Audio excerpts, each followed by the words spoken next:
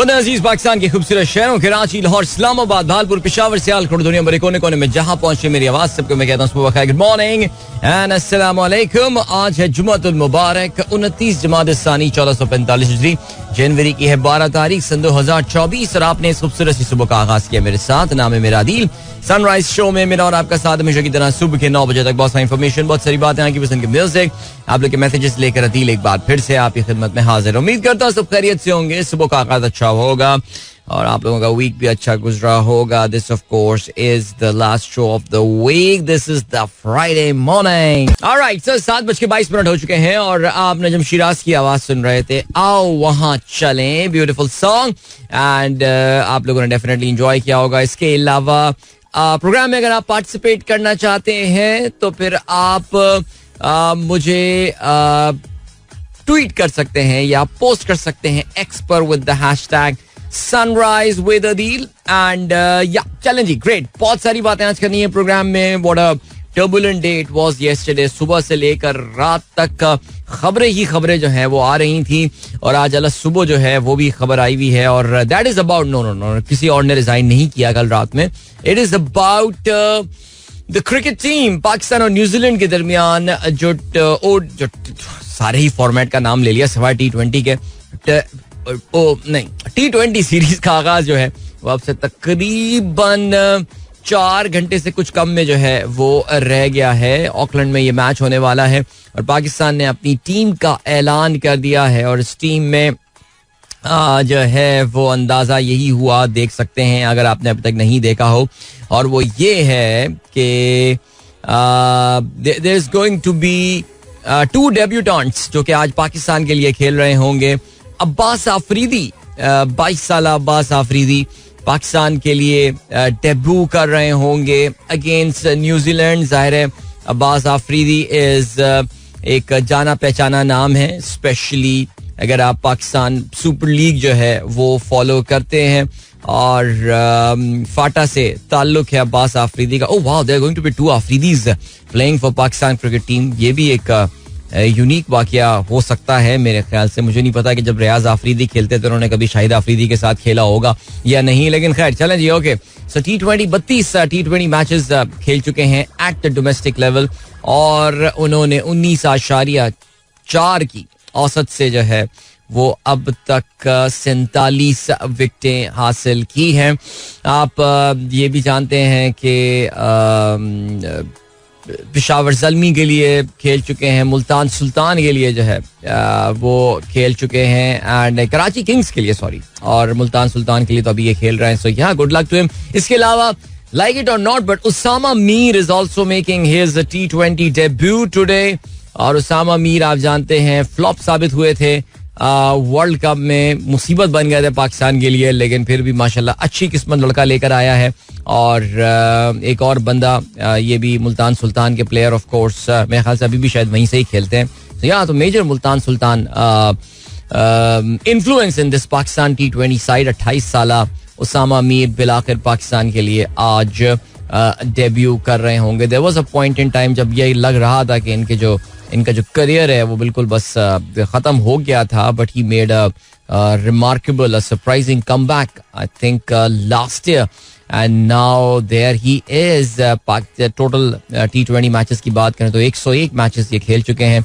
His average is 24.6, his economy 7.71, so nothing very extraordinary about his record and all, but या चलें जी, बहरहाल जो भी है good luck to them both of them in fact. तो ठीक है जी, पाकिस्तानी वक्त के मुताबिक 11:10 इस मैच का आगाज होगा और we are looking forward to the game. और क्या सीन है, और ये सीन है कि बाकी आप लोगों के मैसेजेस पे नजर डालते हैं, देखते हैं जी किसने आज किया .6 पे पहला मैसेज हमको। और तहसीन अमजद जो है ना वो मिस किए जा रहे हैं अपनी टाइम लाइन। आपने आज 5:56 पे मैसेज किया है। देखो यार, कहीं दुनिया में ऐसा होता होगा कि आपको कोई बोले कि यार लेट आया करो, थोड़ा लेट मैसेज किया करो, 3-4 मिनट लेट कर दिया करो। जी रहमान खलजी साहब का मैसेज आया है और कहते हैं quoting from the movie Diana 2013 starring Naomi Watts as princess Diana, somewhere beyond right and wrong there is a garden, I will meet you there.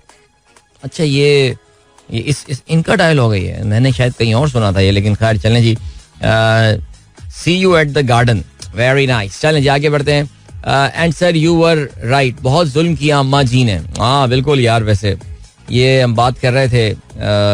आपको पता है जो प्रिंसेस डायना है वो प्रिंस चार्ल्स से, जब उनकी किंग चार्ल्स से उनकी तलाक के बाद she fell truly madly deeply in love with a Pakistani origin doctor and we know that story, right? चलें जी आगे बढ़ते हैं. और क्या सीन है. अब्दुल रज़ाक साहब कहते हैं नहावन सऊदी अरब का पहला मौसीकी का स्कूल. ये स्कूल एक मकामी शहरी अनस बिन हुसैन ने ताइफ शहर में खोला है. इस स्कूल का नाम नहावन दरअसल एक मकामी धुन पर रखा गया जो अक्सर अरबी गानों में इस्तेमाल होती है. Saudis are opening up pretty fast, man. They've got a music school there as well. वैसे मुझे हैरत है कि अभी तक ये था नहीं, एग्जिस्ट नहीं करता था, लेकिन खैर चलें आगे बढ़ते हैं. और क्या सीन है. आदिल अंकल, मैं हमजा हूँ, आप पानी का बुलबुला चला सकते हैं प्लीज. बिल्कुल, पानी का बुलबुला जो है वो हम चलाएंगे 7:30 के इस ब्रेक के बाद, ठीक है. तो स्टे ट्यून. पीर ज़हीर साहब का भी जो है मैसेज आया हुआ है. पानी का बुलबुले की जो है वो इन्होंने याद दहानी जो है वो करवाई है. ठीक हो गया जी. और Faheem Ashraf is the new ODI captain of Pakistan cricket team. नहीं, ऐसा तो कुछ भी नहीं हुआ यार. ये किस तरह की बातें ला रहे हैं आप. ओके. और क्या कहते हैं जी. जवेद साहब ने खबर शेयर की है. Former England manager says he has cancer and best case a year to live. Sven-Göran Eriksson का जो है क्या ये स्टेटमेंट आई है. उन्होंने बताया ये है कि उनको कैंसर हो गया है और बहुत ज़्यादा अगर वो जी सके तो he will be living for 1 more year. 75 साल हैं. स्वीडन से इनका ताल्लुक था. स्वेन-योरन एरिक्सन. और या इंग्लैंड जनरली कोचेस अपॉइंट नहीं करता था आउटसाइड ब्रिटेन, लेकिन Sven-Göran Eriksson at the turn of the century was a very unusual appointment. और फिर उसके बाद जाहिर है फिर आई थिंक अगर मैं गलती पर ना हो तो Fabio Capello also became the manager of England for some time. But बहरहाल जी चलें, naturally it must be a very advance stage में इनका जो कैंसर होगा, जिसकी वजह से वो ये कहते हैं he has at max 1 year to live. But we know यार miracles do happen. Get well soon mate. चलें आगे बढ़ते हैं जी. रियाजुर रहमान साहब कहते हैं the yoke is the airplane's steering wheel. It allows the pilot to move the airplane up or down, over left or over right. Currently, while Airbus aircraft feature a side stick, Boeing still comes up with the yoke to steer the aircraft. जी हाँ बिल्कुल. अब तो Airbus के जो जहाज होते हैं उनमें तो एक जो हमारे एक जमाने में जॉयस्टिक आया करती थी मुख्तलिफ गेमों में, उस तरह की इस्तेमाल करते हैं. It looks pretty smart. लेकिन या आई थिंक जो Boeing still sticks with the old yoke जो है जहाज का, जिसको आप जहाज का स्टीयरिंग व्हील कह सकते हैं, कुछ भी कह सकते हैं. By the way I was expecting this news from you. और वो ये खबर जाहिर है कि बोइंग के हवाले से बाकायदा फेडरल एविएशन अथॉरिटी, जो अमेरिका की सिविल एविएशन अथॉरिटी है, उन्होंने तहकीकात जो है वो शुरू कर दी हैं. बिकॉज ऐसा लगता है they have had enough the sort of complaints that are coming regarding Boeing 737. लेकिन जाहिर है जी आज सुबह की सबसे बड़ी खबर जो है वो ये है कि अमेरिका, बरतानिया और उनके चंद हवारीन ने जो है वो मिल के हूथी बागियों के खिलाफ यमन में ऑपरेशन जो है वो लॉन्च कर दिया है. We know the background of these things. हमें पता है कि जी क्या चल रहा है. हमें ये भी पता है कि जी कल दी हेग में इंटरनेशनल कोर्ट ऑफ जस्टिस में साउथ अफ्रीका का किया गया केस की जो है वो सुनवाई शुरू हो रही है. और पता नहीं उसी की टाइमिंग को मैच किया अमेरिकन और यूके ने. इस पे हम आगे चल के जरूर बात करेंगे प्रोग्राम में. बिकॉज जाहिर है कुछ अमेरिका के जो कांग्रेस से ताल्लुक रखने वाले मेंबरान हैं, उनका कहना यह है कि ये हमला गैर कानूनी है. बिकॉज इस किस्म के किसी भी हमले से पहले जो है वो कांग्रेस से परमिशन लेनी पड़ती है या कांग्रेस से जो है वो इख्तियार लेना पड़ता है. लेकिन जो बाइडन ने ऐसा नहीं किया. चलें अभी आपको हम लिए चलते हैं ब्रेक की जानिब. लेकिन प्रोग्राम में ऑफ कोर्स आगे चलकर जरा तफसील से हम इस हूती रेबल्स के हवाले से वाकये पे बात करेंगे और वो क्यों कर रहे हैं, कौन है वो और इससे क्या हासिल होगा. ठीक है जी, मिलते हैं आपसे इसके बाद. Don't go anywhere and keep listening. Alright, so that was Pani Ka Bulbula making its comeback to our playlist after almost a month's time. So yeah, the vacations are over and the Pani Ka Bulbula is also back. Good morning. आपने अगर अभी programme tune in किया है, so thank you so much. Abrar को हम कहते हैं शुक्रिया. आगे बढ़ते हैं जी. और क्या सीन है? अच्छा, कल पाकिस्तान के लिए इकोनॉमी के हवाले से भी अच्छी बड़ी खबर आई है जी. बिलाखिर IMF ने जो है वो पाकिस्तान को स्टैंड बाय एग्रीमेंट की दूसरी किस्त देने का ऐलान कर दिया है. And that is very interesting. अब खैर, हमने कसर कौन सी छोड़ी थी? अमीन, अगर अब भी IMF हमें पैसे नहीं देगा तो क्या बच्चे की जान लोगे यार? बिकॉज जो IMF ने बोला, मुझे तो ऐसा लगता है कभी कभार तो IMF ये कह रहा होगा, यार तूने तो ज्यादा ही बढ़ा दिया, मैंने तो इतना बोला भी नहीं था. तो लेकिन खैर, anyway, so that has happened now. And the thing is that IMF की इमीडिएटली पाकिस्तान का जो है $700 मिलियन की किस्त जो है वो भी मिल जाएगी. और ठीक है, चलें जी, आगे बढ़ते हैं. अताउर रहमान साहब कहते हैं, with reference to yesterday's discussion regarding books How to Win Friends and Influence People by Dale Carnegie helped me to change my life. It's the best book on public relations. That is so cool, sir. How to Win Friends and Influence. So it tells you that, I mean, कम से कम आपका message पढ़ के मुझे अंदाजा ये हुआ था साहब के ये किताब पढ़ने के बाद you have managed to win a lot of friends and you have managed to influence people as well. So that is super cool. That is super cool. जबरदस्त यार. कितना अच्छा होना है कि हमारे यहाँ कोई इस तरह का प्लेटफॉर्म हो, लोग आके प्रेजेंटेशन दें अबाउट द किताब, what they have learned from this book, what are the components from these books. इस बुक के ये 5 चैप्टर्स हैं और उस 5 चैप्टर्स में जो है वो ये बात की गई है और ये जो है जिक्र हुआ है. और अब उसके बाद मैंने जो है उससे ये सीखा है and how practically this book has helped me. ये सारी बातें हमें करनी चाहिए. वैसे क्या ख्याल आता साहब? आगे बढ़ते हैं जनाब वाला. और अब्दुल रज़ाक साहब कहते हैं, जब अहमद फूड इंडस्ट्री वाले अपने मैंगो स्क्वाश के इश्तिहार में ज़ईफुल उमर मिर्जा गालिब को घसीट लाए, जो अपने जमाने में एक बार आमों की तारीफ कर बैठे थे. यानी अच्छा इश्तिहार था, बड़ा क्लासिक एड है ये. अहमद जो है एक जमाने में, ज़ाहिर है आप जानते हैं, जहाँ पे कन्फेक्शनरीज की बात की जाए और बाकी प्रोडक्ट्स की बात की जाए, उसमें बहुत बड़ा नाम हुआ करता था. I don't think they have that level of market share now, लेकिन उसमें मिर्जा गालिब उनके एक इश्तिहार में फीचर हुए थे. भाई सही ट्वीट लाते हैं आप ढूंढ के. वैसे सर आगे बढ़ते हैं. FK नियाजी कहते हैं, लगता है गलत कंट्री में हूँ, यहाँ कुछ लोगों का जो दिल करता है वही होता है. हम अवाम सिर्फ टैक्सेस देने के लिए हैं और हम टैक्सेस देते हैं तो ये मजे करते हैं. हाँ यार, वाकई बिल्कुल सोचो भाई इमिग्रेशन के हवाले से. आगे बढ़ते हैं. और ये कोई अमेरिका के दारुल हुकूमत वाशिंगटन का व्हाइट हाउस नहीं, बल्कि मुल्तान कैंट में वाक़ पाकिस्तान की सबसे खूबसूरत लाइब्रेरी है. ये पाकिस्तान आर्मी ने मुल्तान शहर में खासो आम के लिए बनाई है, जिसमें बेहतरीन सहूलतें हैं. Garrison public library Multan. अच्छा, तो ये खासो आम के लिए है, यानी खासो आम फौजी के लिए है या खासो आम पाकिस्तानी के लिए है कि कोई भी सिविलियन उठ के भी इसमें जा सकता है? भाई जा सकता होगा, आई एम प्रीटी श्योर. बहुत अच्छी बात है भाई, वेल डन जिसने भी ये लाइब्रेरी बनाई. अल्लाह करे लोग यहाँ पर आते हो, तो बहुत शुक्रिया जी. आगे बढ़ते हैं. जीशान बेग साहब कहते हैं, warning to Swedes from the top defence officers to prepare for war has prompted concern and accusations of alarmism. Civil defence minister Carl Oskar Bohlin told a press conference there could be a war in Sweden.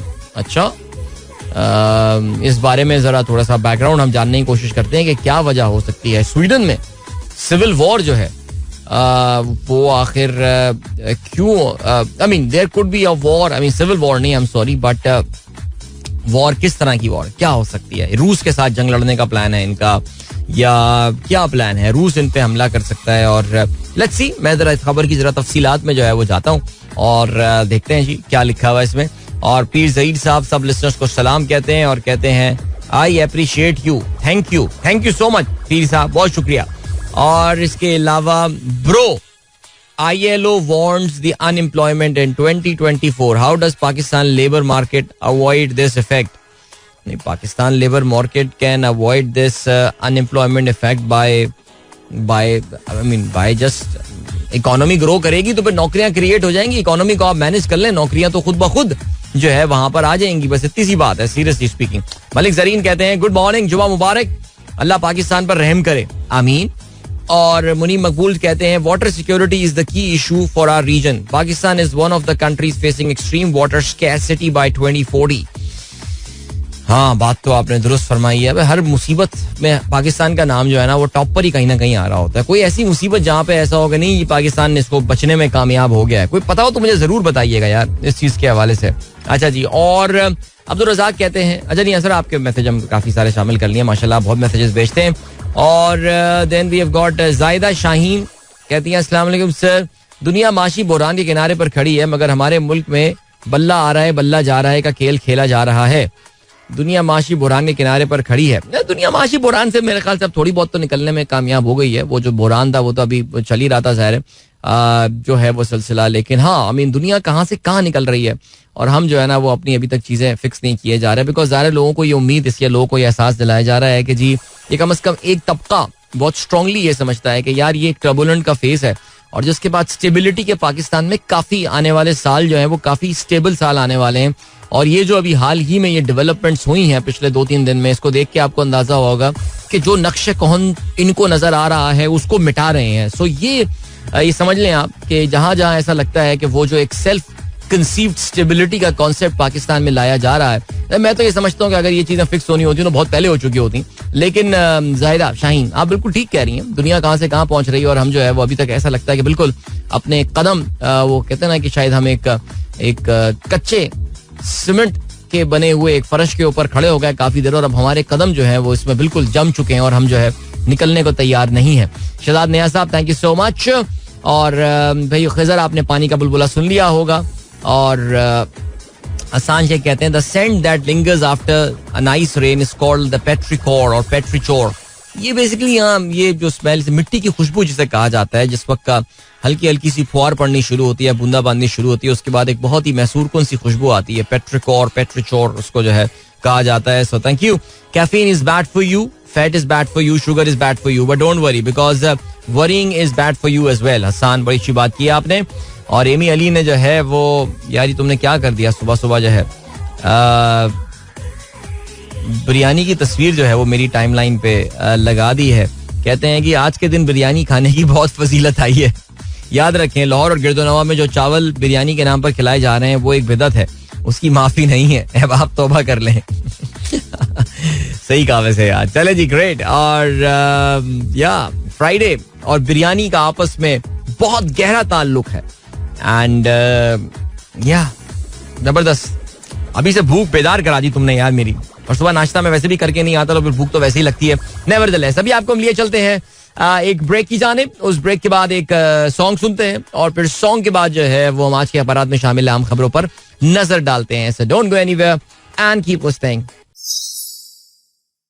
Alright, sorry guys, sorry. Yeah, here we are. Welcome back. एक बार फिर से आपको खुशामदीद कहते हैं और thank you so much. अभी हम बात करते हैं डेल कार्नेगी के हवाले से और हमारे दोस्त ने अताउर रहमान साहब ने उनकी किताब का जिक्र किया था और फिर हमारे एक और दोस्त अहमद अयूब साहब ने जो है ही वॉज काइंड इनफ कि उन्होंने एक PDF मुझे भेजी है जिसमें उनकी कार्नेगी की 2 किताबें जो हैं, जिसका एक का तो अभी उन्होंने जिक्र किया था how to win friends and influence people और दूसरी उनकी किताब है how to stop worrying and start living. उन दोनों के बुलेट पॉइंट समरी जो है वो भेजी है मुझे. That is so cool man. यानी 6 स्लाइड्स में जो है वो जबरदस्त है, जबरदस्त, क्या बात है.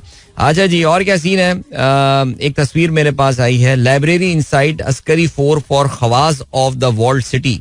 हाँ, खवास के लिए है. यानी मुझे हमेशा से डाउट होता है ये जब भी आती है ना कि जी इन्होंने ये बिल्डिंग बनाई है, इदारे ने बिल्डिंग बनाई है. उन्होंने कहा यार पहले चेक कर लें वो बिल्डिंग किसके लिए बनाई है. सो मुल्तान की तो उन्होंने बताया कि खवास व अवाम सबके लिए है, लेकिन आपने बताया कि अस्करी फोर वाली जो है ये खवास के लिए ही है. चलें जी आगे बढ़ते हैं. मोहसिन अजहर सिद्दीकी कहते हैं heard about the black rice in the market these days, do you have any idea what is it. अब क्या नहीं, मुझे कुछ नहीं पता ब्लैक राइस क्या है भाई, ये क्या है. किसी को पता हो ब्लैक राइस तो मुझे भी बताइए. मोहसिन अजहर सिद्दीकी साहब जानना चाहते हैं और मैं भी जानना चाहूंगा. मैं याद है पहले ब्लैक राइस से पहले भी एक और राइस आए थे वो जिसमें पता चला था प्लास्टिक के वो राइस बने, वो भी क्या होक्स था वैसे एक जमाने में यार. जिशान बेग साहब कहते हैं senior artist of Pakistan television film radio stage mister Khalid Bhatt is no more. जी हाँ, बहुत बड़ा नाम पाकिस्तान टेलीविजन का हम में नहीं रहे. लाहौर टेलीविजन में काफ़ी मशहूर ड्रामों में जो है वो नज़र आया करते थे और बड़ा एक जाना पहचानी शक्ल थी. कल जो है उनका इंतकाल हो गया, अल्लाह ताला मगफरत फरमाए. फ़हीम अली खान कहते हैं not by plane but by train. Yes, Dubai is working on a 2000 kilometre long under water train to India.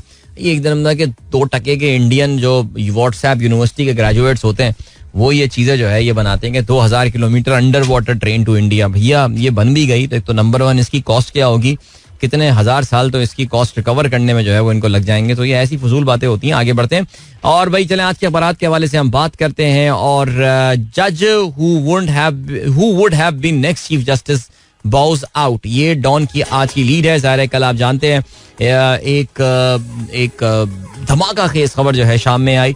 Pakistan के जो प्यूनी जज जो कि चीफ जस्टिस के बाद सबसे ज्यादा सीनियरिटी रखने वाले जज थे. आप जानते हैं पिछले कुछ अरसे में जो है वो उन्होंने कुछ इस तरह के फैसले दिए थे जो कि पाकिस्तान के कुछ ताकतवर हलकों में इतने मकबूल नहीं थे. बहरहाल जी ये जज भी खुदा हाफिज कह के निकल गए. उनका आपने देखा कि एक बहुत ही वाजबी सा एक इस्तीफा जो है वो भी आ गया है. तो अभी तक ये कंस्पिरेसी थ्योरीज गर्दिश कर रही हैं कि क्या वजह इसकी हो सकती है और कहा यह भी जा रहा है कि अभी और भी इस्तीफे जो हैं वो आने हैं. सब अपने अपने तुक्के जो हैं वो मार रहे हैं इस वक्त. रियलिटी किसी को नहीं पता. Observers say Supreme Judicial Council hit colleagues' resignation put Justice SN in awkward position. Abrupt exit to benefit Justice Mansoor, who moves up in seniority list, also replaces the outgoing judge on Supreme Judicial Council Special Committee on Formation of Benches. So इस वक्त everything is under Qazi Faizi साह's control. इस वक्त बिल्कुल I think Pakistan की तारीख में शायद पिछले कुछ अरसे में इतना स्ट्रॉन्ग और पावरफुल जज जो है वो नहीं आए थे जो काजी फैजी सा थे और हैं इस वक्त बन गए हैं. बिकॉज ये जो बंदियाल साहब का ग्रुप सुप्रीम कोर्ट में समझा जाता था, बंदियाल साहब खुद रिटायर हुए अब से थोड़ा अरसा पहले और अब उसके बाद जो है ये दो जजेस जो हैं ये छोड़ के जा चुके हैं. Who is next? Let's see क्या होता है. लेकिन जाहिर है जी सुप्रीम जुडिशल काउंसिल ने जो है वो ये बड़ी क्लियरली बात बता दी है कि इतने आराम से जस्टिस मज़ाहिर अली अकबर नकवी जो है वो नहीं जाएंगे. ये ऐलान आ गया है कि इनके खिलाफ जो है वो कार्रवाई सुप्रीम जुडिशल काउंसिल की वो जारी रहेगी और उनका इस्तीफा is not going to close that door. चलें जी आगे बढ़ते हैं. Special proceedings of cipher trial scrapped again. Attorney General of Pakistan assures court testimony taken after 14th December will be recorded afresh. Adiala Jail Chief directed to explain why reporters are denied access to Imran's in-camera trial. आप देखते हैं कि ये cipher तीसरी बार अब इसकी दोबारा से जो है वो बयानात लिए जाएंगे बिकॉज अदालत के पिछले हुक्म के बावजूद इमरान खान का वो जो ओपन ट्रायल होना था वो नहीं किया गया. कुछ मनपसंद गैर मारूफ पता नहीं कौन लोग मीडिया के लाके बैठाए जाते थे उस ट्रायल में. अब ये कि जरा इमरान खान साहब की आप जानते हैं कि मुलाकातें अब मीडिया के लोगों से जो है वो शुरू हुई हैं और थोड़ी बहुत वहाँ पे कानून के मुताबिक उनको जो है उनके लिए स्पेस क्रिएट की गई है. लेकिन इस्लामाबाद हाई कोर्ट ने जो है वो 14 दिसंबर के बाद की जाने वाली और ये जो अटॉर्नी जनरल की तरफ से जो अश्योरेंसेस आई हैं उसकी वजह से उन्होंने जो है वो दोबारा से तमाम ये अदालत की तरफ से हुक्म आया कि 14 दिसंबर के बाद से तमाम जो हियरिंग्स हुई हैं या जितने भी गवाहान आए उनके बयानात एक बार फिर से रिकॉर्ड करवाए जाएंगे. चलें जी. IMF board Nord allows disbursement of $700 million, $70 crore Pakistan को जो है वो इमीडिएटली मिल जाएंगे. IMF ने जो है वो रात में उनके बोर्ड की जानिब से पाकिस्तानी वक्त के मुताबिक रात में इनके बोर्ड की जानिब से जो है वो अप्रूवल आ गया है. अच्छा जी और क्या सीन है. एक और बड़ी खबर ज़ाहिर है आज सुप्रीम कोर्ट का जैसे ही टाइम शुरू होगा सबकी नजरें एक बार फिर से होंगी सुप्रीम कोर्ट ऑफ पाकिस्तान की तरफ. पूरा दिन आपको पता है कि वहां पे यही मंजर चल रहा होता है. इस वक्त एक सनसनीखेज ड्रामे का स्टूडियो बन गया है वो और आज 9:30 बजे वहां पे इलेक्शन कमीशन ऑफ पाकिस्तान की अपील की समाअत होगी जो कि उन्होंने पेशावर हाई कोर्ट के खिलाफ की है. पाकिस्तान तहरीक इंसाफ को बल्ले का निशान मिलने के हवाले से यानी उतनी तकलीफ Pakistan election commission of Pakistan को पाकिस्तान के इलेक्शन डिले होने के हवाले से नहीं हुई जितनी पाकिस्तान तहरीक इंसाफ को इनको बल्ला मिलने के हवाले से हुई है. बल्ले का फैसला सुप्रीम कोर्ट में चैलेंज इलेक्शन कमीशन की अपील पर आज समाअत होगी. पेशावर हाई कोर्ट का फैसला कानून और हकाइक के बरक्स कलअदम करार दिया जाए. इलेक्शन कमीशन की इस्तदा 3 रुकनी बेंच जो है वो उसकी समाअत करेगा. पीटीआई ने तहम दूसरी जाने पेशावर हाई कोर्ट में पार्टी सर्टिफिकेट वेबसाइट पर शाया ना करने के खिलाफ तौहीन अदालत की दरख्वास्त जो है वो दायर की है और जिसकी समाअत जो है वो आज मुकर्रर कर दी गई है. ठीक है जी, तो ये पैरेलल समातें हो रही होंगी. मेरे ख्याल से सबसे पहले supreme court of Pakistan Peshawar high court की ये समाअत जो है इसको रुकवाएगा और क्योंकि वहां पे तौहीन अदालत हुई है, अदालत के हुक्म को इलेक्शन कमीशन ऑफ पाकिस्तान ने नहीं माना है. करना उनको ये चाहिए था कि पहले हुक्म मान लेते और फिर उसके बाद उसको वो चैलेंज करते, लेकिन उन्होंने दिल से कबूल ही नहीं किया था कभी भी इस फैसले को. सुनने में ये भी आया है कि इलेक्शन कमीशन ऑफ पाकिस्तान ने एक बहुत तगड़ा वकील किया है. पाकिस्तान का एक बहुत महंगा वकील है जो कि मेरे और आपके टैक्स के पैसों से जो है वो जाके पीटीआई को बल्ले का निशान क्यों नहीं मिलना चाहिए वो केस जो है वो सामने रखेगा. मुझे कभी कभार हैरत भी होती है कि जज साहब के होते हैं वकील करने की जरूरत क्या थी, लेकिन बहरहाल वो उन्होंने कर दिया है वकील. दूसरी जानिब आप जानते हैं पीटीआई को रिप्रेजेंट जो है वो बैरिस्टर अली जफर करेंगे और इसके अलावा बैरिस्टर गौहर होंगे वहां पे मौजूद. और ये काफी, मुझे नहीं पता कि ये लाइव इसकी ट्रांसमिशन नजर आएगी हमें या नहीं, लेकिन that is going to be one hell of a contest today. Let's see क्या होता है. और क्या सीन है, और ये सीन है कि राना सनाउल्लाह कहते हैं पेशावर हाई कोर्ट के फैसले से इलेक्शन एक्ट 2017 खत्म हो गया. वाह. अलीमा खान की तरदीद कि इमरान खान अदालत में रो नहीं रहे थे. कहीं तो कोई इमरान खान ने भी कही, ये जावेद चौधरी ने ये बात बोल दी थी. अब जावेद चौधरी तो आपको पता है कुछ भी बोल देते हैं. इमरान खान रो रहे थे तो इमरान खान से जब पूछा गया सुना जी आप रो रहे थे, तो उन्होंने कहा कि मैं रोऊंगा. चलें जी. टिकटॉक की तकसीम, पीटीआई में ग्रुप बंदी, ओए होए होए, सेंट्रल सेक्रेटेरिएट बंद. पीटीआई ने भारत मीडिया की कवरेज जो भी हो पाकिस्तान तहरीक इंसाफ ने कल रात अपने जो है वो कर दी है और जिसमें जाहिर है कुछ उनके सीनियर लीडरान के साथ साथ lot of new faces which have been given the tickets there. और जाहिर है नून लीग में काफी आपको पता है कि बड़े बड़े नाम हैं जिन्होंने को टिकट नहीं मिले गए हैं और दानियाल अजीज उसमें एक बड़ा नाम है और वो आज़ाद हैसियत से इलेक्शन में खड़े होंगे. Daniyal has really gone out of favours. उनकी बेगम साहबा को भी जो है वो टिकट नहीं मिला है और टेक्सला से भी सुनने में आया है कि गुलाम सरवर को जो है वो टिकट दिया गया है, जो कि ज़ाहिर है आप जानते हैं वजीर हवाबाजी हुआ करते थे पीटीआई के दौर में और पीआईए को बड़ा नाकाबिले तराफी नुकसान जो है वो इन्होंने पहुंचाया था. तो उनके हक में नून लीग ने अपने एक कैंडिडेट को दस्तबरदार करवा दिया गया. बाहर चलें जी, ये बाकी बात के बाद में बिकॉज टाइम चेक और कमर्शियल ब्रेक का हुआ है वक्त. मिलते हैं आपसे इसके बाद. Don't go anywhere and keep listening. Welcome back guys, एक बार फिर से आपको खुशामदीद कहते हैं. This is the Sunrise Show with me Adil and good morning. जिन दोस्तों ने प्रोग्राम अभी ट्यून इन किया है. Alright, सिचुएशन क्या है? सिचुएशन ये कि पाकिस्तान क्रिकेट टीम दौरे ऑस्ट्रेलिया की अपनी नाकामी के बाद अब एक बार फिर से एक्शन में नजर आएगी, लेकिन इस बार different formats and lots of new things happening because जाहिर है पाकिस्तान आज न्यूजीलैंड के खिलाफ 5 T20 मैचेस की अपनी सीरीज का पहला मैच ईडन पार्क ऑकलैंड में खेलने वाली है.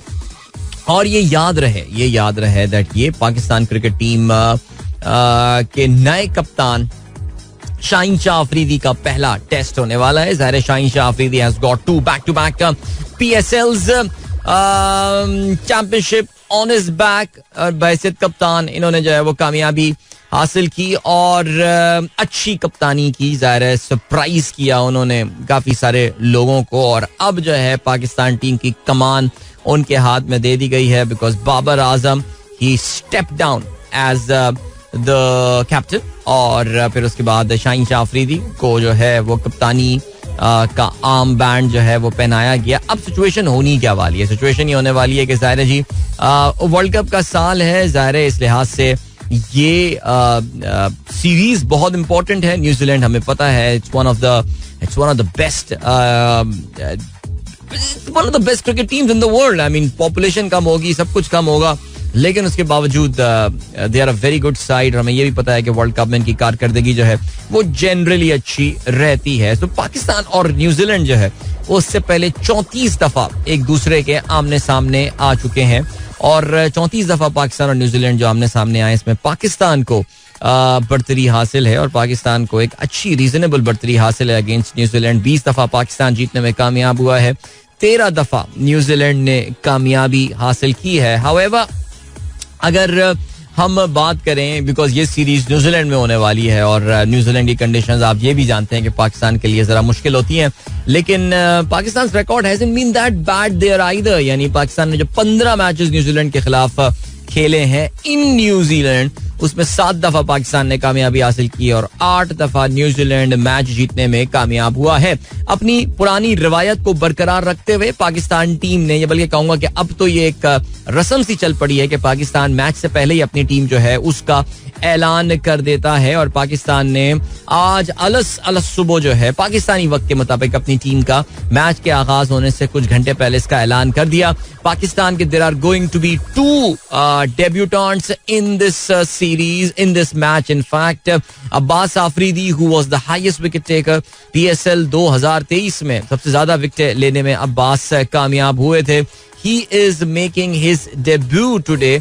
23 विकेटें हासिल की थी अब्बास ने 11 मैचेस में मुल्तान सुल्तान के लिए 16.17 की एवरेज से.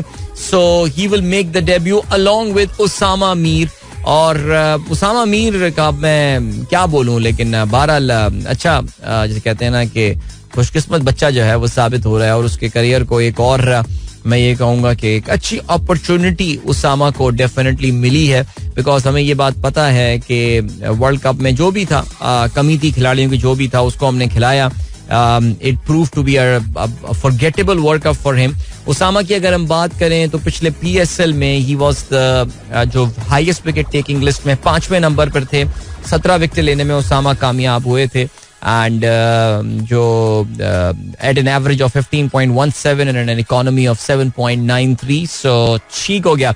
अब्बास आफरीदी ने by the way ये चीज जरूर याद रहे कि विकेट तो इन्होंने काफी ली थी. He was the highest wicket taker as I said, but his economy was उनकी इकोनॉमी काफी परेशान कुन थी और 9.45 की इकोनॉमी से जो है वो फी ओवर अब्बास आफरीदी ने बॉलिंग की थी, जो कि टॉप 10 बॉलर्स में पाकिस्तान सुपर लीग में जो है वो किसी की भी सबसे बदतरीन इकोनॉमी रेट था. तो 12 चलें जी, ओके. और क्या सीन हो गया, ये हो गई सूरत हाल. बाकी टीम का जो पाकिस्तान ने बताया है वो आपके सामने हम शेयर कर लेते हैं. इसमें जो एक और चीज है जाहिर है वो ये कि Saim Ayub of course will be opening with Mohammad Rizwan. तो इसका मतलब ये कि पाकिस्तान की एक ट्रेडिशनल जो ओपनिंग जोड़ी थी रिजवान और बाबर की, उसको बिलाकर तोड़ दिया गया है. साइम अयूब ओपन कर रहे होंगे. The boy is going to be under pressure, definitely big shoes to fill for him. Babar Azam number 3 पे खेलेंगे. Fakhar Zaman is going to come and bat at number 4. Iftikhar Ahmed number 5 पे आएंगे. आजम खान आज खेल रहे हैं विकेट कीपर की हैसियत से. या उसके बाद आमिर जमाल अपनी बेहतरीन कारकर्दगी जो उन्होंने दौरा ऑस्ट्रेलिया में दिखाई थी, उसके रिवॉर्ड के तौर से उनको पाकिस्तान की इस टीम में शामिल किया गया है. But then comes Usama Mir, Shaheen Shah Afridi, Abbas Afridi and Haris Rauf. So ये है पाकिस्तान की टीम. तो Zaman is not finding place in this Pakistan side. और या नेचुरली जमान आमिर जमाल ज़ाहिर एक जेन्युइन ऑलराउंडर की हैसियत से जो है वो इसमें खेल रहे होंगे. उसामा मीर भी मुझे याद है कि जब इन्होंने क्रिकेट खेलनी शुरू की थी तो ये एक सॉर्ट ऑफ एन ऑलराउंडर ही इनके क्रेडेंशियल्स हुआ करते थे, लेकिन इस वक्त ये बहैसियत बॉलर ही खेल रहे होंगे. शाहीन शाह अफरीदी के भी हम देखें कि पाकिस्तान सुपर लीग में काफी रन्स हैं, लेकिन अनफॉर्चुनेटली इंटरनेशनल क्रिकेट में जो है वो उसको ट्रांसलेट करने में कामयाब नहीं हुए थे. But nevertheless good luck to Pakistan team. As I said, और बार बार मैं इस पे एम्फसाइज कर रहा हूँ, this is the start of the preparations for the world cup for our team. याद रहे जी, 5 T20 मैचेस के बाद खिलाड़ी यहाँ वापस आएंगे and then Pakistan super league का आगाज होगा. और फिर उसके बाद naturally we will be heading towards the world cup mode, जो कि जून में होगा. सो बहुत ज्यादा टाइम हमारे पास है नहीं वर्ल्ड कप से पहले. सो यही वो खिलाड़ी हैं. इसमें ज़ाहिर है चंद एक तब्दीलियां हो सकती हैं, वो अल्लाह करे हमारी जो इंजरीज के मामलात हैं वो ठीक हों. मसलन ये है कि नसीम शाह क्या वो टीम में वापस आ जाएंगे? मेरे ख्याल से तो वापस आना चाहिए उनको. Will he get enough time to train during Pakistan super League? वो चीज भी है. इसके अलावा Ehsanullah who was the second highest wicket taker, जब Abbas was the highest wicket taker, Ehsanullah was the second highest wicket taker in Pakistan super League. बल्कि और मेरा ये ख्याल है जाती तौर से that Ehsanullah was more consistent compared to Abbas. और इनकी जो इकोनॉमी रेट भी थी वो तकरीबन 2 रन फी ओवर का फर्क था बिटवीन हिम एंड एहसानुल्लाह. तकरीबन 7.5 की इकोनॉमी के साथ उन्होंने जो है ये विकेट ली थी. सो अनफॉर्चुनेटली आपको पता है कि इनकी भी इंजरी का इशू चल रहा है.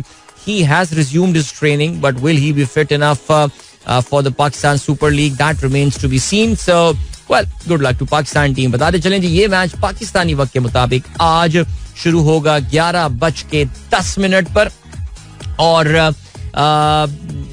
ठीक हो गया जी. ये जो दोनों वीकेंड वाले मैचेस, यानी आज का मैच तो वीकेंड वाला मैच में नहीं बोलूंगा, लेकिन इसके बाद जो एक और मैच होना है न्यूजीलैंड और पाकिस्तान का, जो कि इतवार की सुबह खेला जाएगा, ये मैच भी जो है पाकिस्तानी वक्त के मुताबिक 11:10 पे हैमिल्टन में खेला जाएगा. And then third one going to be in Dunedin, that's going to be on Wednesday 5 बजे सुबह.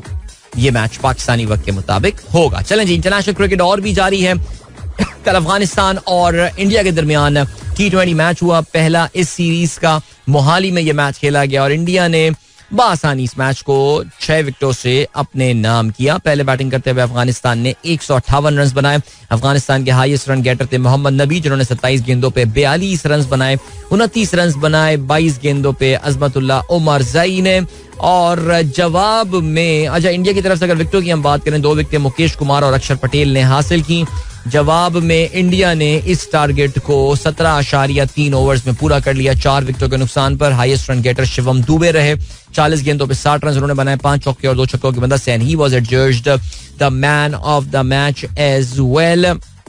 भारत और अफगानिस्तान के दरमियान ये सीरीज जो हो रही है, it's a 3 T20 match series, जिसका अगला मैच इतवार को इंदौर में खेला जाएगा. And the series will end at Bengaluru on the 17th of June. ठीक हो गया. जिसके अलावा जिम्बाब्वे श्रीलंका के दरमियान भी कल मैच खेला गया और कल का मैच रहा वनिंदु हासारांगा के नाम. आप जानते हैं इनके काफी मसले रहे थे इंजरी के, बहुत बड़ा टाइम इन्होंने लूज किया था, वर्ल्ड कप में भी शिरकत नहीं कर पाए थे. But the good thing is that he is not just back for Sri Lanka, बल्कि आते ही उन्होंने तबाही फेर दी. उनका जिम्बाब्वे से कल मैच था और ये मैच प्रेमदासा स्टेडियम में खेला गया और पहले ही मैच में वनिंदु हासारांगा ने 7 खिलाड़ियों को आउट किया, 19 रन दे के. One of the best bowling performances in the history of ODI cricket. Zimbabwe की पूरी टीम सिर्फ और सिर्फ 96 रन बनाकर आउट हो गई और श्रीलंका ने इस टोटल को बआसानी 2 विकेटों के नुकसान पर 17वें ओवर में हासिल कर लिया.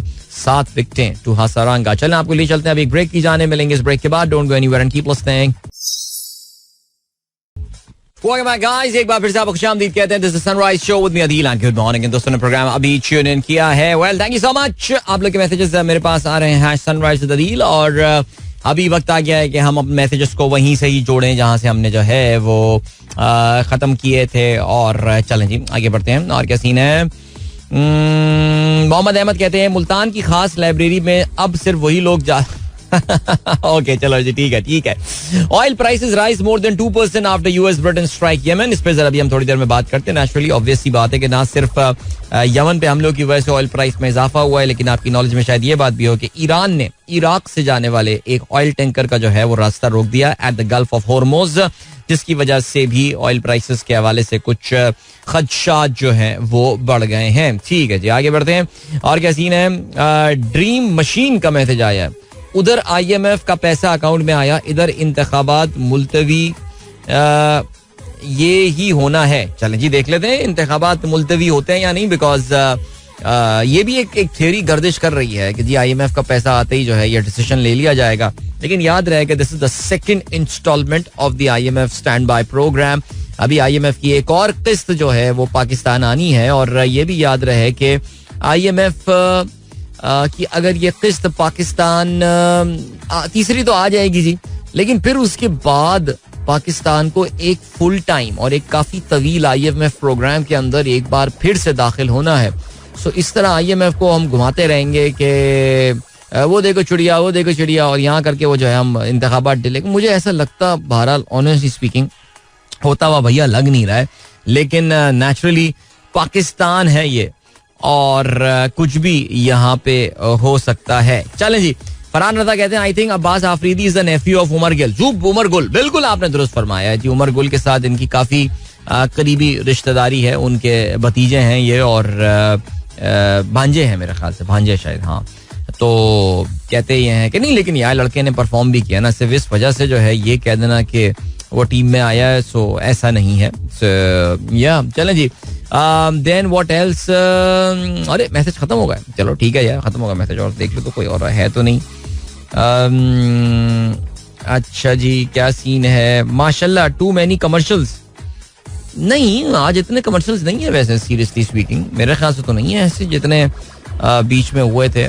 कभी कभार मुझे ऐसा लगता है कि हमारी कमर्शियल्स की जो परसेप्शन है ना वो काफी ज्यादा बढ़ जाती है. लेकिन खैर चलें जी, आगे बढ़ते हैं. अब मैसेजेस नहीं है तो फिर आगे बातचीत अपनी सिलसिला जारी रखते हैं. ठीक है जी, फायदा उठाते हैं. तो जी बिल्कुल, आज की बड़ी खबर जो है जाहिर है इंटरनेशनल, वो यही है कि अमेरिका और बरतानिया ने जो है वो हूथी रेबल्स के टारगेट्स पे हमला करना शुरू कर दिया है. आज रात गए से, जिनका कैपिटल सना है और इसके अलावा हुदैदा नामी एक बड़ी अहम पोर्ट है, वहां पे इन्होंने हमला किया है. और इवन दो एक तरफ तो इनके जो सेक्रेटरी खारजा हैं एंथनी ब्लिंकन, वो ये कोशिश कर रहे हैं, जो कि इस वक्त इस रीजन के दौरे पे मौजूद हैं, कि इस कॉन्फ्लिक्ट को, जो इसराइल गज़ा का कॉन्फ्लिक्ट है, इसको एस्केलेट होने से बचाया जाए. कोशिश ये की जाए कि ये और जगहों पे और मुल्कों में जो है वो ना फैले. और दूसरी जानिब अमेरिका ने खुद ये काम शुरू कर दिया है बरतानिया के साथ मिलकर. अच्छा, इसमें जो है ना वो याद रहे कि एक हमारा बरादर इस्लामी मुल्क भी जो है वो इन हमलों में शामिल है, और वो है बहरीन. और बहरीन भी उन मुल्कों में से है कि जिन्होंने अमेरिका और बरतानिया के साथ मिलकर हूथियों के खिलाफ जो है ये अपना अटैक जो है वो लॉन्च किया है. अच्छा जी, अब जो सिलसिला है वो ये है कि आप जानते हैं कि ये हूथी रेबल्स जब से फ़लस्तीन के इलाके गज़ा में इसराइल ने अपना ऑपरेशन शुरू किया है, उसके बाद से उन्होंने जो शिपिंग रूट है, एक बहुत ही अहम शिपिंग रूट है. कहते हैं कि दुनिया का जो 15% ट्रेड जो होती है वो सुइस कनाल के थ्रू होती है. और सुइस कनाल में जाने वाली और आने वाली जितनी भी शिपें होती हैं, उनके लिए ज़रूरी है कि वो एक बहुत ही नैरो सी पट्टी है समंदर की, जो कि जिबूती और यमन के दरमियान जो है, यानी अफ्रीका और मशरिक वस्ता के दरमियान होती है. वहां से ये शिप्स जो हैं वो गुजर रहे होते हैं. And this gives a lot of strategic advantage to the Houthi rebels, जो कि यमन में ऑपरेट करते हैं. और उन्होंने जो है कहते हैं अब तक 27 बहरी जहाज़ों को जो है वो निशाना बनाया है. हूथीज का मुसलसल ये कहना है कि उन्होंने सिर्फ उन जहाज़ों को टारगेट बनाया है जिनका कहीं ना कहीं किसी ना किसी तरीके से ताल्लुक जो है वो है विद इसराइल. लेकिन इससे जो है वो इंटरनेशनल ट्रेड मुतासिर हो रही है. और इससे पहले अमेरिका और बरतानिया धमकी भी दे चुके हैं हूतीज को कि अपनी हरकतें ठीक कर लो वरना इसकी भारी कीमत अदा करनी पड़ेगी. लेकिन हूतीज ने इसको जो है वो चेंज नहीं किया. मसलन मैं आपको एग्जांपल देता हूँ. आज ही टेस्ला की जानिब से ये अनाउंसमेंट आई है कि टेस्ला अपने बर्लिन में, यानी जर्मनी में जो उनका प्लांट है, वो उसमें प्रोडक्शन डिलेज आने वाले हैं. यानी वो प्रोडक्शन बंद कर देंगे from the 27th of December till January till 11th of February, because कुछ कंपोनेंट्स या पार्ट्स जो उनके पास आने हैं उसमें आने में काफी देर हो रही है. बिकॉज जैसे कि मैंने कल भी प्रोग्राम में ये बात बताई थी कि इस रूट के बंद होने की वजह से हूथी रेबल्स जो वहां पे सिलसिला कर रहे हैं, उसकी वजह से जितने बहरी जहाज हैं उनको एक बहुत तवील रूट लेकर जो है वो जाना पड़ता है. उनको साउथ अफ्रीका टच करके आना पड़ता है. साउथ अफ्रीका की जो टिप है, बिल्कुल सदर्न टिप, उसको टच करके वो आना पड़ता है. और कहते ये हैं कि फ्यूल की मद में $1 मिलियन का जो है वो इजाफा हो रहा है पर राइड. ये मैंने आज सुबह जो है यही नंबर सुना है. सो बहरहाल जी, इन तमाम मुल्कों ने जो है वो मिलके, जिसमें अमेरिका और बरतानिया के अलावा Australia, Bahrain, Canada, Denmark, Germany, Netherlands और न्यूजीलैंड, रिपब्लिक ऑफ कोरिया शामिल हैं. इन्होंने एक जॉइंट स्टेटमेंट जो है वो पुट की है. और इसमें उन्होंने कुछ पर्टिकुलर मकामात हैं जिनको इन्होंने टारगेट किया है. और ये भी देखिए, बात याद रहे कि हूथी रेबल्स के कंट्रोल में पूरा यमन नहीं है, पूरा का पूरा यमन नहीं है. और इसमें अभी भी एंटी हूथी फोर्सेस हैं जो मौजूद हैं, जो कि यमन की पहले गवर्नमेंट जो है वो हुआ करती थी. और यमनी गवर्नमेंट के पास अभी भी जो ज्यादा बड़ा हिस्सा है वो उन्हीं के पास है. लेकिन हूथीज, एक सिविल वॉर यमन में बहुत बड़ी चली थी. हूथीज जो है ये एक रेबल ग्रुप है जिसको ईरान भरपूर तरीके से बैक करता है. और जाहिर है ये इसको इरानियन प्रॉक्सी इस एरिया में कहा जाता है. और आपको ये पता है कि वो शिपों पे हमला जो है वो शिप्स पे हमला कर रहे हैं. ऐसे ही तो बैठे बैठे कुछ नहीं हुआ ना कि आओ चलो बोर हो रहे हैं शिपों पे हमला करते हैं आ जाओ. नहीं, उनका ये कहना है कि भाई जो फलस्तीन पे मजालिम हो रहे हैं और गजा में जो मजालिम हो रहे हैं उसके बाद उसके अलावा कुछ तो करना पड़ेगा हमें. तो हूतियों ने जो है वो इन शिपिंग रूट को जो है वो निशाना बनाया और अब अमेरिकन ने जो है और उनके जो एलाइज हैं उन्होंने रिटेलिएटरी अटैक किए हैं. Now what are Houthis going to do? अब इनका अगला निशाना क्या आएगा? ये जो है वो देखने वाली बात है कि हूतीस क्या अब खामोश होकर बैठ जाएंगे या ये कॉन्फ्लिक्ट जो है अब उसमें इजाफा होगा और क्या इसमें ईरान पे भी जो है वो कुछ हमले किए जाएंगे. फिर वही बात आती है कि एक तरफ तो अमेरिका कहता है कि जी मामलात को समेटा जाए और दूसरी तरफ जो है वो मामलात को वो इधर लेकर जा रहे हैं. सो या very interesting development and naturally इसका इम्पैक्ट जो है वो ऑयल प्राइसेस पर हुआ है और आज सुबह oil prices they were up by 2%. सो या ठीक है. ऋषि सुनक का बयान आया, ये कहता है the strikes are limited, necessary and proportionate action in self defence.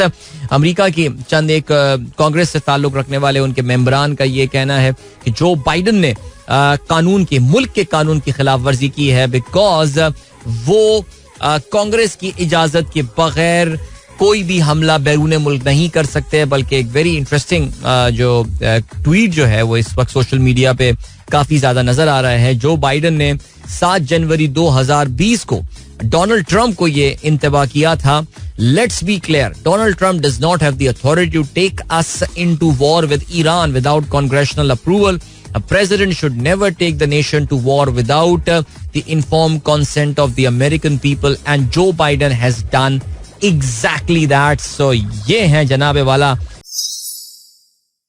Alright, so that was Najm Shiraz with रंजिशी सही दिल ही दुखाने के लिए. Alright, अब ये सीन क्या है, ये क्यों चला है भाई गाना? इसलिए चलाया है बिकॉज आज अहमद फराज साहब की सालगिरह है.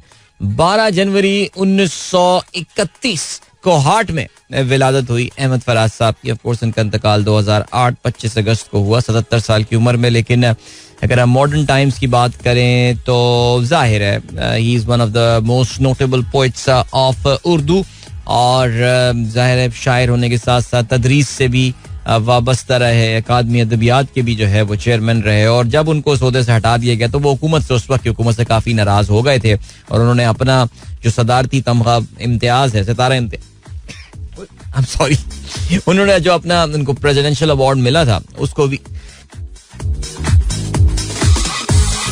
गलत टाइम पे छींक आ गई यार, बोलते हुए ना आया करे. ओके, तो उसको भी उन्होंने जो है वापस कर दिया था. लेकिन बहरहाल चलें, वो एक सियासी उनका एक कदम था जो भी था. शायर बहुत बड़े थे जिसमें शक नहीं है और ये उनका एक बड़ा मशहूर कलाम. Originally we all know that Mehdi Hassan Khan साहब ने जो है वो इसको गाया था और मोहम्मद अली साहब पे जो है वो इसको फिल्माया हुआ था. लेकिन ये नजम शिराज वाली रेंडिशन मुझे बड़ी अच्छी लगती है. अच्छी अकूस्टिक में उन्होंने बड़ा सिंपल अंदाज से इसको गाया है. Yes, of course, we know there is an Ali Sethi version as well, but this one is really sweet. और मेरी जो अक्सर मैं जिक्र करता हूँ कि मेरी USB में जो एक पसंदीदा तरीन गानों की जो एक हुआ करती थी, जो कि मैंने एक कलेक्शन थी जो कि मैंने शायद पिछले कोई 7-8 साल से अपडेट भी नहीं किया, उसमें this version is there. I really liked it the way Najam Siraj sang it. So चलें जी, great. Thank you so much. हमारे दोस्त रहमान खिलजी साहब ने इस गाने की तरफ तवज्जो दिलाई मेरी. अतीक अहमद साहब कहते हैं today is the birthday of Ahmad Faraz. There you go sir, there you go. इसके अलावा world bank projects Pakistan economic growth at 1.7% for FY24. ये देखें जी ब्रो, ये बताएं ये किसी मुस्तहकम हुकूमत के वर्ल्ड बैंक कैसे ये पेशगोई, बगैर किसी मुस्तहकम हुकूमत के वर्ल्ड बैंक कैसे ये पेशगोई कर सकता है? वर्ल्ड बैंक मुस्तहकम हुकूमत या गैर मुस्तहकम हुकूमत से इससे क्या ताल्लुक है फहीम? वर्ल्ड बैंक ने प्रेडिक्शन कर दी, हमारे हवाले से कर दी, वो हम नंबर देख रहे हैं. उनका एक पाकिस्तान में रेजिडेंट मिशन होता है, नौकरी करते हैं लोग वर्ल्ड बैंक के लिए पाकिस्तान में यार. वो बैठ के पाकिस्तान की माशी नंबरों को जो है वो देख रहे होते हैं, उस पर बड़ी गहरी नजर रखते हैं और इस बुनियाद पे वो इस तरह की प्रेडिक्शंस जो है वो कर देते हैं. ओके जी, देन बासित ने हमारे साथ ये खबर शेयर की है. ब्रेकिंग न्यूज आई है. US securities and exchange commission approved applications from 11 asset managers to roll out exchange traded fund that track the spot price of bitcoin. चलें जी, ये हमने कुछ दिनों पहले जो है वो आपको बताया था कि इस वक्त बिटकॉइन की प्राइस में जो जबरदस्त किस्म की जो तेजी आई हुई है उसकी वजह यही थी कि उम्मीद यही जाग रही थी कि बिटकॉइन का जो ETF है वो लॉन्च कर दिया जाएगा और अब उसका ETF जो है वो लॉन्च कर दिया गया है.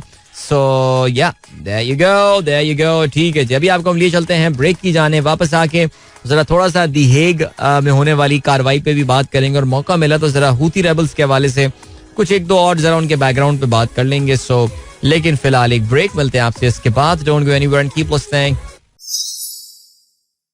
गाइस, एक बार फिर से आपको खुशामदीद कहते हैं. This the sunrise show with me Adeel Azhar. वक्त कम है, मुकाबला सख्त है. दो टॉपिक्स तो अभी कवर नहीं हो सकते, लेकिन हम एक टॉपिक कवर कर लेते हैं. Let's talk about international court of justice, जहां पे कल साउथ अफ्रीका बनाम इसराइल केस का आगाज हुआ है. थोड़ा सा बैकग्राउंड में आपको इसका बता देता हूँ एंड देन ऑफ कोर्स अभी ये कुछ दिन तो केस चलेगा. कहानी क्या है भाई, देखिए इंटरनेशनल कोर्ट ऑफ जस्टिस जो है वो अक़वाम मुत्तहिदा की सबसे आला दर्जे की जो है वो कोर्ट है. और अगर आप अक़वाम मुत्तहिदा के मेंबर बन जाते हैं तो बाय डिफॉल्ट आप जो है वो इंटरनेशनल कोर्ट ऑफ जस्टिस से राब्ता कर सकते हैं. हाउएवर आपको बहैसियत एक अग्रीमेंट के या बहैसियत एक डॉक्यूमेंट के उसकी जुरिस्डिक्शन को कबूल करना होता है. यानी आपको उसको मानना पड़ता है कि भाई मैं तुम्हारी इस जुरिस्डिक्शन को कबूल, यानी अगर कोई फैसला आता है कुछ भी आता है तो मैं उसको जो है वो मानूंगा.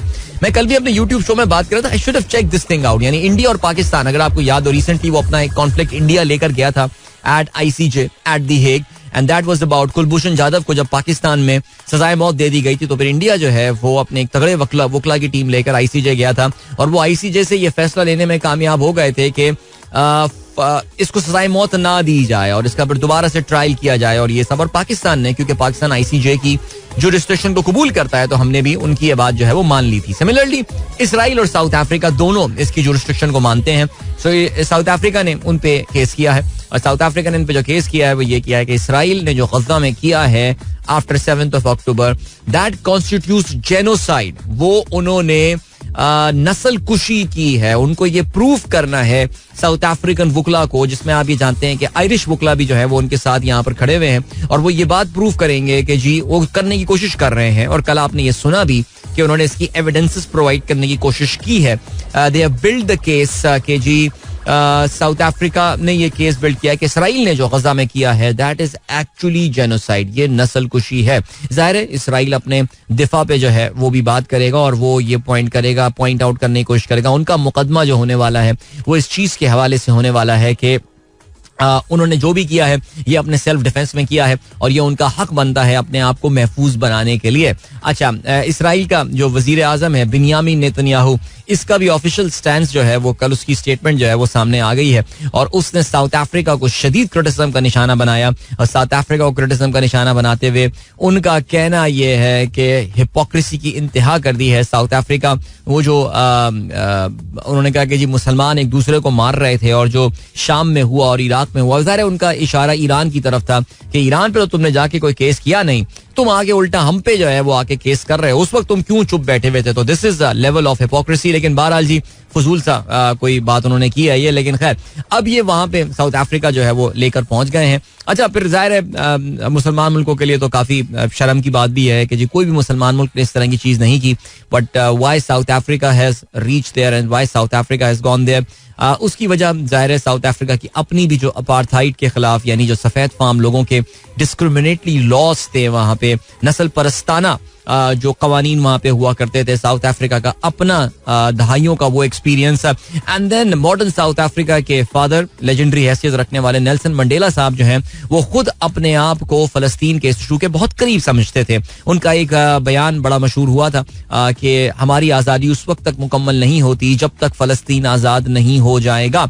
और उन्होंने डिफरेंट फोरम्स पे, स्पेशली एक बार अमेरिका जाकर भी जो है वो उन्होंने फलस्तीन का केस जो है उसको बड़ी जबरदस्त उसकी नुमाइंदगी की थी. नेल्सन मंडेला को इस बात पे क्रिटिसिज्म का निशाना मगरबी ममालिक में बनाया जाता था that he was very close friends with Yasser Arafat, जिसको एक जमाने में दहशतगर्द समझा जाता था मगरब में. इसके अलावा कद्दाफी उनका दोस्त था, फिडेल कैस्ट्रो उनके दोस्त हुआ करते थे. और जिसपे एक बड़ा मशहूर अमेरिका का जो उनका पहला दौरा था उसमें एक बड़ा मशहूर उन्होंने एक जवाब दिया था. वो आपने शायद वो क्लिप भी देखा हो नेल्सन मंडेला का, जिसमें उसने कहा था कि मगरबी दुनिया की हिपोक्रेसी मुझे ये समझ में नहीं आती कि जो मेरा दुश्मन है वो आपका दुश्मन भी होगा. वो बड़े जबरदस्त उन्होंने जो है वो जवाब दिया था. सो बहरहाल जी ये केस साउथ अफ्रीका अब लेकर गया है. उनके वकला ने कल बड़ा भरपूर एक केस जो है वो पुटअप किया है एट द हेग. अब सवाल ये पैदा होता है कि इसका नतीजा क्या निकलेगा. इसका नतीजा ये निकलेगा, चलें जी, इंटरनेशनल कोर्ट ऑफ जस्टिस जो है वो ये बात मान जाता है कि साउथ अफ्रीका का ये जो केस था ये दुरुस्त था. इसराइल ने एक्चुअली जेनोसाइड जो है या नस्ल परस्ताना काम जो है वो वहां पे किया है. सो व्हाट इज नेक्स्ट, वो एक फैसला सुना देगा. ठीक है जी. The problem with International Court of Justice is कि while उनके फैसले जो होते हैं वो बाइंडिंग होते हैं ऑन द मेंबर स्टेट्स, यानी जो मेंबर हैं उन स्टेट्स के वो बाइंडिंग होते हैं, लेकिन वो एनफोर्सेबल नहीं होते. यानी इंटरनेशनल कोर्ट ऑफ जस्टिस के पास इस तरह के कोई टूल्स नहीं है या कोई इस तरह के इख्तियारात नहीं है कि वो इसको किसी तरीके से इन्फोर्स कर सकें. यानी वो ये कर सकें कि साउथ अफ्रीका के प्राइम मिनिस्टर को कोई फोर्स भेज के उठा कर ले आए और बोलेंगे तुम पे जेनोसाइड का जो है वो केस चलेगा. लेकिन हाँ, साउथ अफ्रीका के ऊपर एक दाग जो है वो लीगली पहली बार अक़वाम मुत्तहिदा के इस बड़े फोरम की तरफ से वो जरूर आ जाएगा. साउथ अफ्रीका पर नहीं, इसराइल के ऊपर साउथ अफ्रीका की तरफ से उनकी कोशिशों की वजह से ये दाग उन पे जरूर आ जाएगा कि तुमने जेनोसाइड कमिट किया है. और मॉडर्न टाइम्स में जो है बहुत कम ममालिक के ऊपर ये इल्ज़ाम जो है वो लगा है. सो बहरहाल ये है सूरत हाल. आज सुना है जी इसराइल अपने दिफा के ऊपर जो है अपना केस प्रेजेंट करेगा, तो we'll hear about that. International media में इस खबर को बहुत ज्यादा प्रोमिनेंस नहीं मिल रही है. You know the reason why. सिर्फ Al Jazeera is one channel जो कि इस पूरी कार्रवाई को लाइव दिखा रहा है. बाकी BBC वगैरह कुछ, मैं ये देख रहा था कि आज उनकी शायद चौथी या पांचवी ये हेडलाइन थी, और उसमें हेडलाइन में भी उन्होंने इसराइल के पर्सपेक्टिव या इसराइल का जो